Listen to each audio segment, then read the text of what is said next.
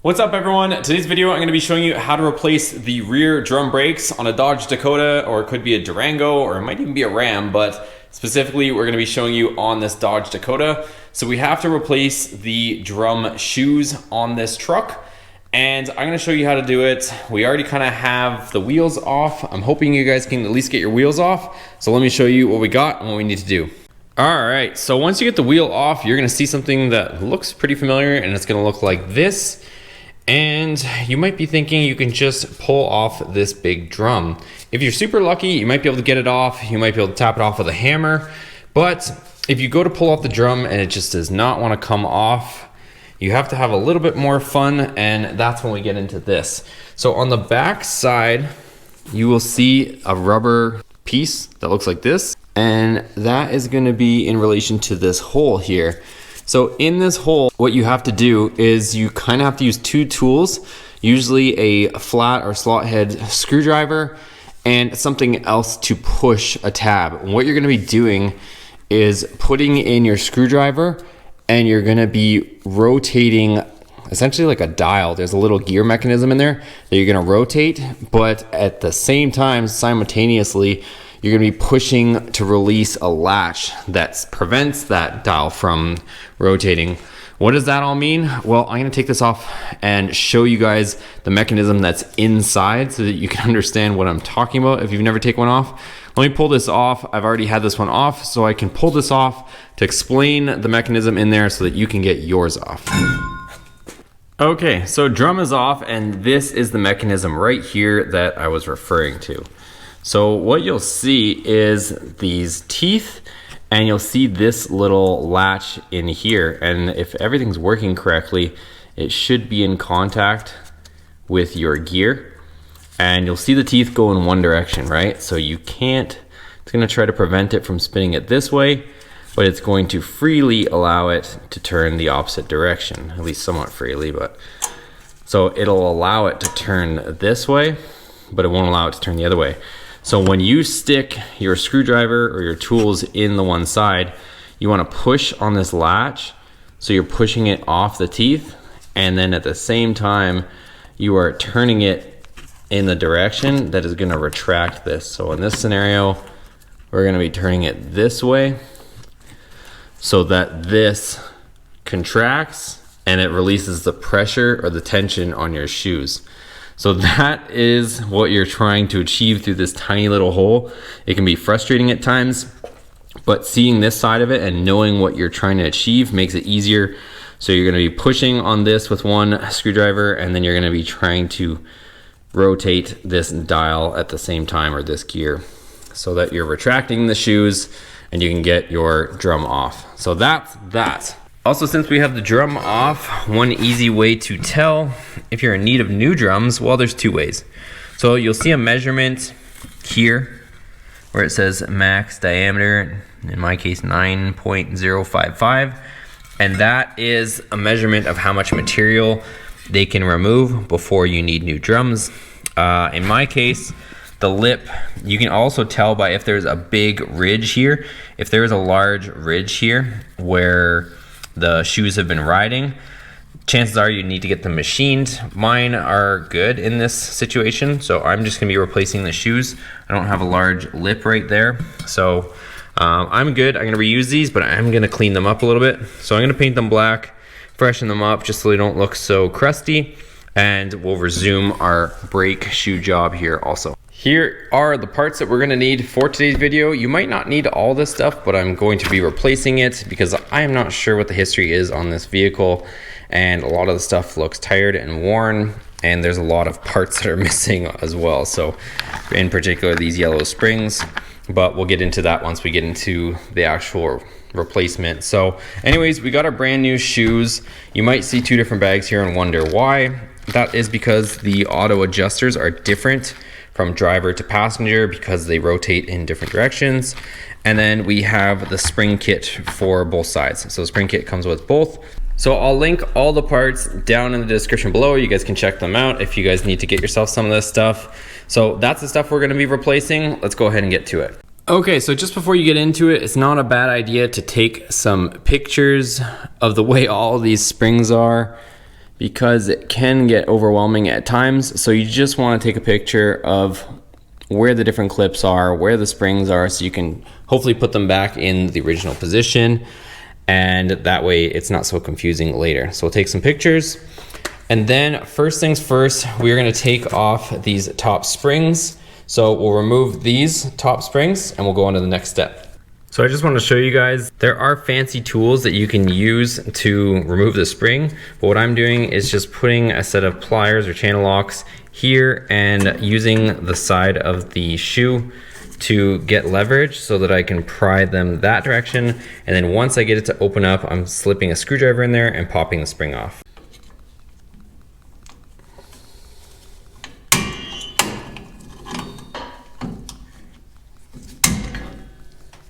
So now I'm going to take this little adjuster arm here, I'm going to push it up so that it relieves the tension that you can see there, so that I can get this off the top easily, and this will fall down.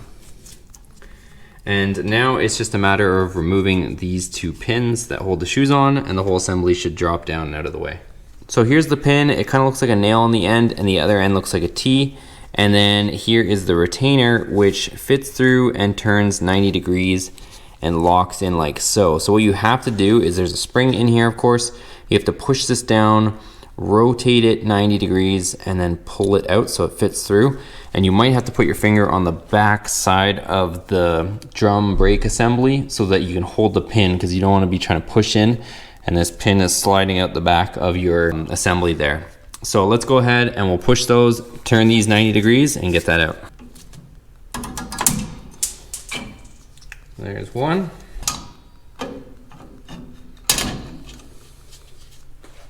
There's two.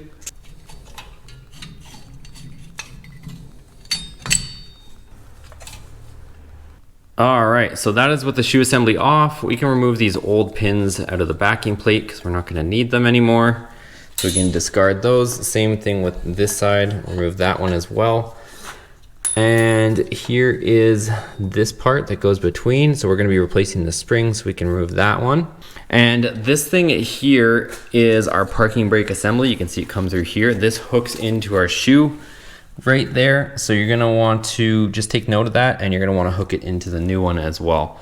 So that'll get hooked into there. And that's pretty much it. I'm going to clean this stuff up and then we can put our new parts on.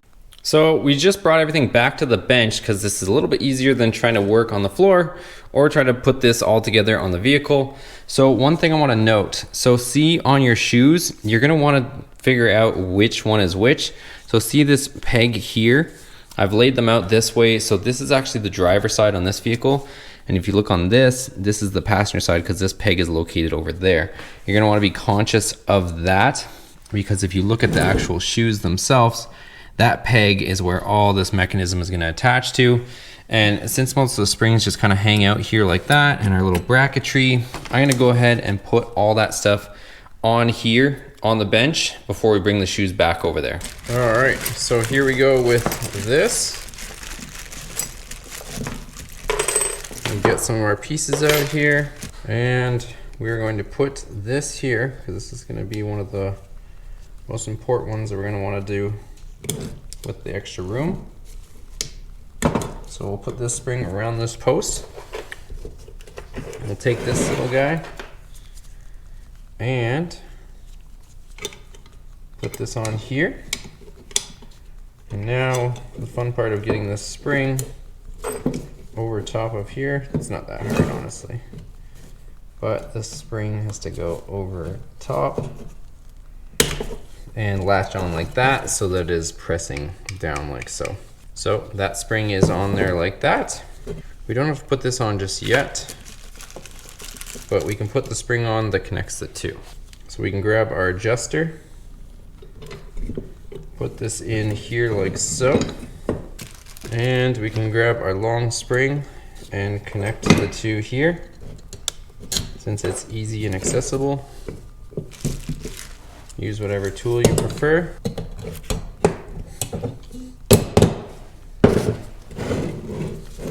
And there we go. So this is going to end up going on this side right here. This cable, we can untangle it here, but we don't necessarily have to put it in place here. So this cable is gonna end up hooking onto here and wrapping around like so. So I'm just copying what you see there. You see the two white springs. This one will end up going like that. And this one will end up going here. This old one used to be here as well, so same sort of thing. And you can kind of see it's the same deal. So that used to be there. This used to be across here before everything decided to explode. So similar principle like that. Now we can take this over to our vehicle. So we'll want to just clean up the excessive brake dust, clean up the contact points for our shoes. So once you've cleaned everything up, we'll reattach our parking brake bracket. And with the parking brake bracket installed, we can hang our shoes. Next, we'll install our spring by inserting the pin from the back, and then we'll put our clip on the front and turn it 9 degrees. I like to try to turn the pin from the back with my thumb 9 degrees while pushing this in if you don't have any special tools like we're doing here. So I'm just using a socket driver. So we'll insert the pin from the back of the plate.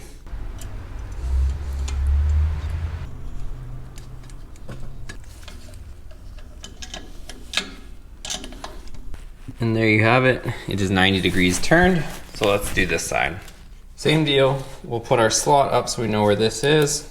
Put our driver in. Put our pin in from the backing plate. And we'll push everything together. And that is it. So that's in place. Next up, before we get too much spring pressure in there on the top springs, I'm gonna go ahead and slide this bar in here and put it in place with our new spring on this side. You'll want to be conscious of which side you took the spring off of so that it goes on the same on both sides, because the spring only goes on one side and it's different from driver to passenger side. So there we go. That is in place. Now we can move on to our cable and our springs. So this cable guide is going to go in here, and this spring is going to go in where the cable guide goes. So that's going to hold the cable guide in place, and then this is going to hook on to the bottom like so. Wrap your cable around the cable guide, and this is going to make its way to the top. So you're going to find that this cable guide always wants to fall out like that, and you want to have it seated. It kind of has an indent, at least on this vehicle it does, where it sits inside of a groove. So you want it to sit there, but the problem is this spring is what really keeps it sitting there, and this cable has to go on before the spring. So you're going to put the cable on, and what you're going to do is just get your cable on by lifting this mechanism from the bottom, and like you can see, you can get it on just by doing that. So if you lift the mechanism from the bottom, you can get slack in your cable. So like you see, if you lift it past the teeth, you can actually get quite a bit of slack in your cable so that you can position things where you need to, because otherwise it's super hard to do this. So see how I have that in place? So I would leave that there while you get this white spring. It might be a different color in your case, but while you get this top spring up and on here. So now I'm going to go ahead and with the cable tension relieved, I'm going to pull this spring up and over top like that. And you can see our cable guide is in place. Now I can come back here, flip the little lever, and the cable tension will be back on, like so. Okay, last but not least is to put in our last white spring across the top. This one's usually the fun one.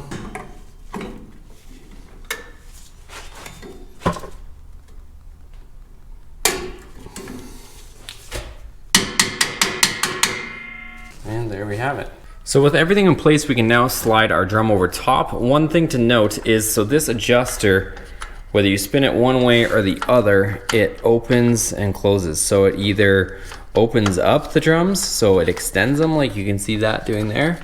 So it's actually opening the drums, or if you turn it the other way, it is closing. So we'll slide our drum over top, we'll see how it fits, and we might have to pull the drum off a couple times, open these up, because we do want a little bit of tension to be in here. That way when you go down the street or you start driving, you actually have brakes and they are somewhat adjusted. So we'll want to put the drum on so it has a little bit of resistance.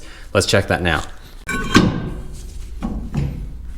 And once you get the drums back on, just check that you have slight resistance but not a ton of drag, and we're good.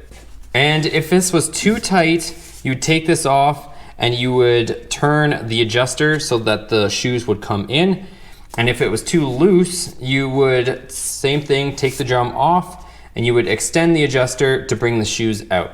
All right, that's gonna be it for today's video, guys. I hope you enjoyed it. I hope you found it informative. If you did like it, make sure you give it a thumbs up for me. Also, all the parts that we use will be in the description below, so you guys can check that out. Check out all those links so you guys can get the parts to get the job done. Also, you'll notice that I did switch from the driver's side to the passenger side on the install. That was because I learned a few more tricks myself as well that I wanted to share with you guys. So hopefully you guys enjoyed it and you guys can see how to get it done with just normal tools. So I was kind of messing around with different normal tools, like everyday tools that you would try this with, and kind of learned a few tricks and shared those with you as well. So hopefully you guys can get it done without a ton of frustration. Some of those springs can be a little bit tricky.